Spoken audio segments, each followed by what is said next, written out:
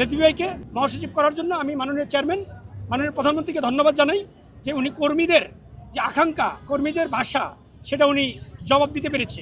সুন্দর একটি দেশ হবে, বাক স্বাধীনতা থাকবে, গণতন্ত্র থাকবে, আপনার ডেমোক্রেসি তো বিউটি। আপনার এখানে সমালোচনা হবে, যে সরকারের বিরুদ্ধে সমালোচনা করবে, অবশ্যই করবে, দুর্নীতির বিরুদ্ধে সমালোচনা করবে, সেটা সরকারকে ডিল না মেরে স্পেসিফিক বলুক যে দুর্নীতি হচ্ছে, সরকার তাৎক্ষণিক ব্যবস্থা নেবে। প্রত্যাশা পূরণ করার জন্য কর্মী বান্ধব যে উনি মিশন নিয়ে আগাচ্ছেন, তারই আমাদের একটা তাৎপর্যপূর্ণ সারা বাংলাদেশের আপামর জনতা, শুধু বাংলাদেশ জাতীয় দল না, আপনার বাংলাদেশ জাতীয় দলের বাইরেও যারা এই রেজভী ভাইয়ের ত্যাগ, ওনার যে পরিশ্রম, নিজের কৌশলী, আন্দোলনমুখী নেতাকর্মী বান্ধব যে একজন ব্যক্তিকে যখন যথার্থ জায়গার মধ্যে মাননীয় চেয়ারম্যান, মাননীয় প্রধানমন্ত্রী জনাব তারেক রহমান ওনাকে দিয়েছে, তার জন্য দেশবাসী খুবই আশাবাদী। কেন আশাবাদী? ব্যাকট্রল জার্মার ভাইরাসের অ্যারেস্ট ওয়ারেন্ট। সবার আগে বাংলাদেশের স্পিডটাই এটা আমি মনে করি ফলো করে। সবার আগে বাংলাদেশের স্পিড হচ্ছে যে আপনার ত্যাগী, কুরখাও নেতা, বিশ্বস্ত নেতা, দলের বাংলাদেশের সার্বভৌমত্বের সাথে যারা আপোষ করে না, তাদেরকে মাননীয় চেয়ারম্যান আজকে দেখেন আপনি রাষ্ট্রপতি করেছেন আমাদের স্যারকে, মির্জা ফখরুল ইসলাম আলমগীর স্যারকে। এই দুইটা বিষয় মানুষকে আপনার আশার প্রত্যয় দেখিয়েছে, যেন দুইটা সিদ্ধান্ত জাতির সাথে খাপে খাপে মিল, মুদ্রার এপিটার ওপিট। এই মাননীয় মহাসচিব আমাদের বর্তমানের রেজভী ভাইকে মহাসচিব করার জন্য আমি মাননীয় চেয়ারম্যান মাননীয় প্রধানমন্ত্রীকে ধন্যবাদ জানাই যে উনি কর্মীদের যে আকাঙ্ক্ষা, কর্মীদের ভাষা, সেটা উনি জবাব দিতে পেরেছে। আশা করি রাষ্ট্র কাঠামোতেও তৃণমূল কর্মী সারা বাংলাদেশে আছে, যারা লক্ষ লক্ষ নেতাকর্মী রেজভী ভাইয়ের ডাকে আন্দোলন সংগ্রামে সক্রিয় ভূমিকা পালন করেছে।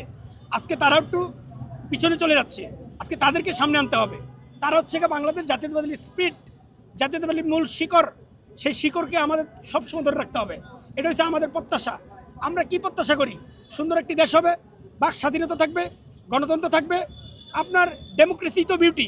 আপনার এখানে সমালোচনা হবে, যে সরকারের বিরুদ্ধে সমালোচনা করবে, অবশ্যই করবে, দুর্নীতির বিরুদ্ধে সমালোচনা করবে, সেটা সরকারকে ডিল না মেরে স্পেসিফিক বলুক যে দুর্নীতি হচ্ছে, সরকার তাৎক্ষণিক ব্যবস্থা নেবে। আমাদের সরকার, তারেক রহমান সরকার, zero tolerance, top to bottom আমাদের ব্যাপারেও একই প্রস্তাব। সুতরাং দেশবাসীকে একসাথে নিয়ে আমরা একটা সুন্দর বাংলাদেশ গড়ার জন্য, আগামীর বাংলাদেশ, সোনার বাংলাদেশ, প্রেসিডেন্ট জিয়া যে ৭১ যুদ্ধ করে রিবল বলে এদেশে স্বাধীনতা এনেছিলেন, বাক স্বাধীনতা দিয়েছিলেন, তেমনি আমাদের প্রাণপ্রিয় নেত্রী মাদার অফ ডেমোক্রেসি, উনি দেশে একটা সুশাসন দিয়েছিলেন। এখন বর্তমান নেতা জনাব তারেক রহমানের কাছে বাংলাদেশের মানুষ প্রত্যাশা করে স্থিতিশীল অবস্থা, দ্রব্যমূল্য যা ঊর্ধ্বগতি হচ্ছে, সকল কিছুই বিবেচনা করে উনি একটা সুন্দর পদক্ষেপ নেবে। দেশবাসী ওনার প্রত্যাশা করে। কেন আপনি দেখছেন উনি কুশল বিনিময় করতে সকল জাতির সাথে।